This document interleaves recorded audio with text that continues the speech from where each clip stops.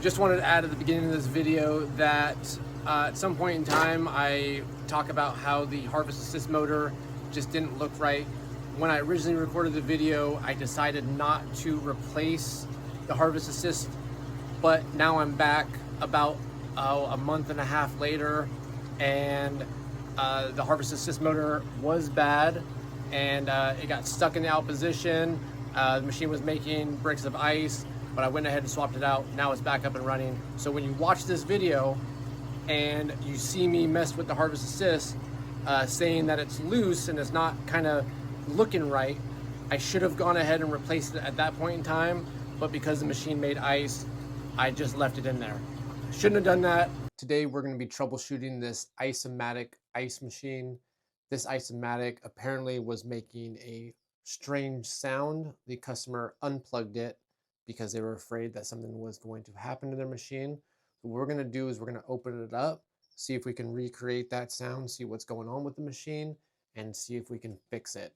With the front panel removed, everything looks normal so far. So we have water. The machine is in the ice position. My power cord is down here on the ground. I'm going to take a look at what my evaporator looks like. That is in the out position, which if this thing is in harvest makes sense, but if it's not in harvest, it should be in the back position. Maybe, so that's the rod for the harvest assist.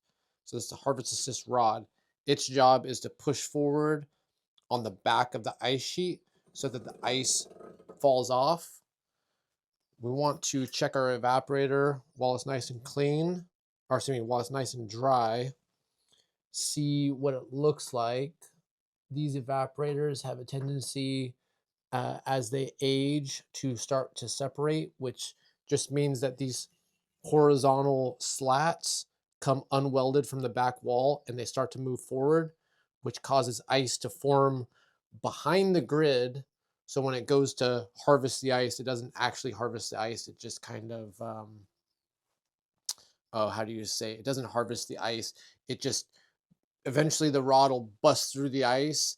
All the ice is mostly just stuck on the evaporator still.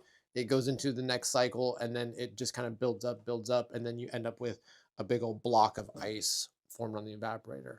So what I'm going to do is I'm going to put this guy back on. That clicking sound is the bin control switch right here. It's on, so what I'm going to do is I'm just going to plug it in and see if it starts making whatever that sound was. This cord doesn't seem like it wants to reach. Let me figure out what's going on. Just plugged it in, just had to untangle the cord back there. So plugged in, immediately water pump starts running, water is cycling, but the compressor has not tried to kick on. So I'm gonna need to take off these panels to get a look at what's going on behind the machine. I'm also gonna take off this panel so I can get a look at what's going on inside of the control area. There's no control board, it's just a series of wires and switches and relays, but call it the control area, see what's going on inside there. All opened up. My compressor is still not running, which makes me believe that we have some type of electrical issue. That condenser fan motor is nice and oily, which might mean that it's getting ready to fail. The harvest assist motor, or the harvest rod, is still in the out position. Not seeing anything back there. See, based off the first two digits of the serial number, this is a 2015 machine. I noticed something in here earlier. That burnt wire right there. Obviously not going to touch it while it's energized, but possibly the bottom side would be the load side. Let me actually turn that off so it's not so loud. So my contactor was pulled in. but my assumption is that wire is completely disconnected. So let me unplug this and then see if we just look at this, what the deal is. Is it completely? Oh man, look at that. Came completely apart. So my assumption is that if I repair that, we can probably get the compressor to start, and then we'll see what is going on from there. Maybe the compressor's pulling high amps. Maybe this machine is headed for the scrapyard. Let me get this fixed real quick and see if everything turns on or not. We got my wire repaired. I also have my meter out. I'm going to be monitoring the amp draw on the black wire. So L1. I'm also going to put my harvest assist back in the starting position. The way you would do that is just grab this cam and turn it. So now it's in the back position. Now that I'm looking at this, this does seem, overly loose. I don't think it should be doing this number. And then let's see, when I spin it, it doesn't, it's not very smooth. It's kind of rough, but we're gonna hopefully let this thing make a batch and then see if that harvest assist rod gets stuck in the out position or not. I'm gonna plug it in, turn it on, throw my water curtain back on, and see what happens next. So I just started this thing up. Everything seems to be working normal. I have a 9.1, 9.2 amp draw. The compressor seems a little loud, but it's probably just because it's old. My condenser is gonna be getting hot because the fan's not able to pull air through. What the fan's doing is it's just pulling it and kind of circulating it like this. So I need to put my lid back on, or the top of my ice machine cover back on so that it actually pulls air through the condenser. Let me do that real quick, and then I'm gonna time a cycle, see what happens in the meantime. I'm thinking I might have an issue with my harvest assist. We just cycled into harvest. Our amp draw is still, well, it's a little bit lower than it was before. It had gotten down to 7 at one point in time. Freeze time was almost 9 minutes. We're going to take a look at what's going on with the harvest assist. I still don't like the way that compressor sounds. This looks like it's doing its job. It's pushing out like it should. Ice is moving forward. That dropped off. We're gonna hit lap on our harvest. See if this keeps going. Back to the in position. That switches back over to freeze. No spikes. Not exactly sure what's going on. If it's just a melted wire, that's fine. I may need to check the capacitor there on the compressor just to verify what it's sitting at, but so far so good. Let's let it run another cycle, see if anything abnormal happens. Second ice cycle over. Let's see what we got time-wise. That one was 10:16. We're in harvest. No spikes in my amp draw. I did turn the machine on and off a couple different times. Harvest assist motor is in the process of pushing the ice off. and let this thing drop ice, and then I'm going to turn it off, unplug it, check my capacitor, my start capacitor. If everything looks good on that, I'm going to just chalk it up to a burnt wire.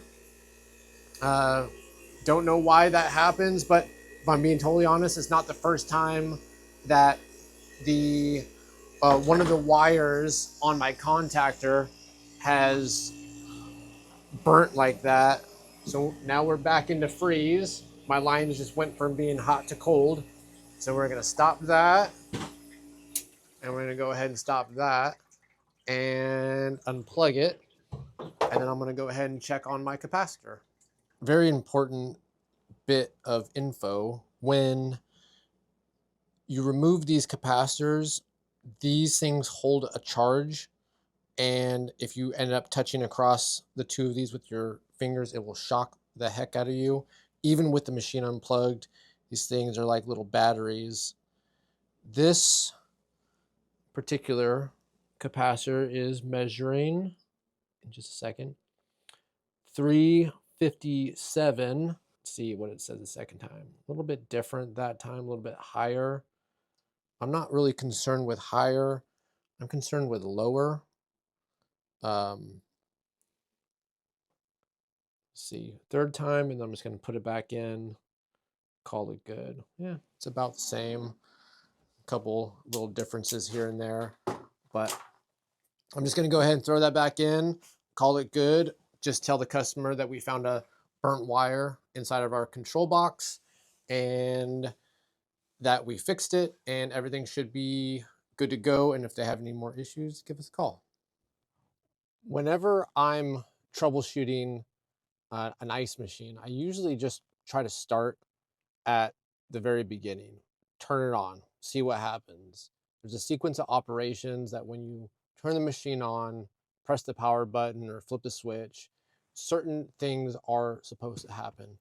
For this particular ICE series, Ice-o-matic ice machine, what I did was plugged it in, okay, water pump turned on, which is what it was supposed to do.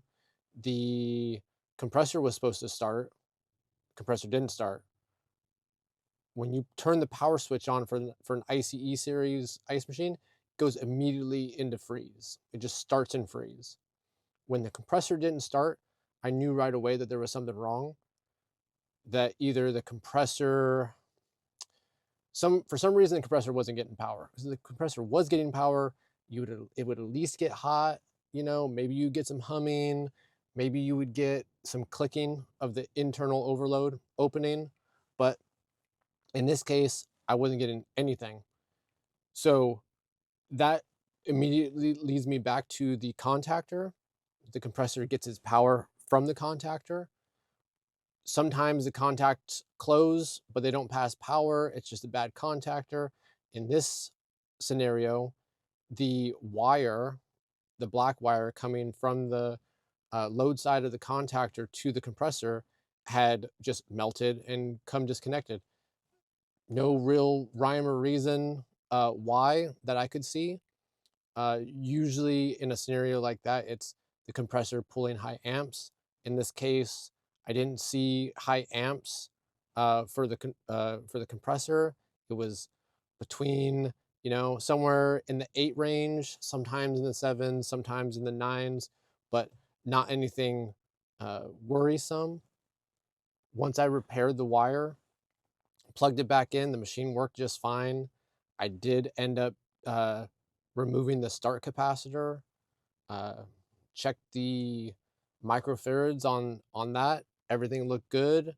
It was within its margin of error, even though in that case it was higher than normal, which from what I've been told, if for some reason, let's say you have a capacitor and it calls for a 30 MFD or microfarad, but you only have a 40, you're more than welcome to throw a 40 in there to get it by. Obviously, you want to go OEM, whatever the manufacturer says, you want to stick to that. But if you have a 40, when it calls for a 30, the 40 is going to work just fine. But if for some reason you have you know, something that calls for a 300, but you only have a 25, more than likely that's not going to work. If it does, great, but I wouldn't risk it. I would just get the OEM part. If you've made it this far into the video, if you've gotten any value out of this content, hit the like button and subscribe. If you got zero value or you see like glaring mistakes in what I'm saying or what I'm doing, drop it in the comment section so I can read it, reply to it, and improve my process. Thanks for the support, everyone out there. I really appreciate it. If this video didn't satisfy your needs or you want more information about ice machines, check out the Ice Machine 411 YouTube channel. There's almost 100 videos ranging from Ice-o-matic to Manitowoc and Hashizaki, all kinds of different videos. If you'd like to join the free Ice Machine 411 group chat on Patreon, you can go ahead and do that. Like I said, it's completely free. You do have to download the app, but as soon as you download the app, there's about 20 of us in that group chat. You can, you know, message over your questions, maybe drop some pictures of some crazy things that you're seeing out there. I haven't been super consistent with uploading, but I'm trying to be better. I hope you found this video helpful. We'll see you on the next one.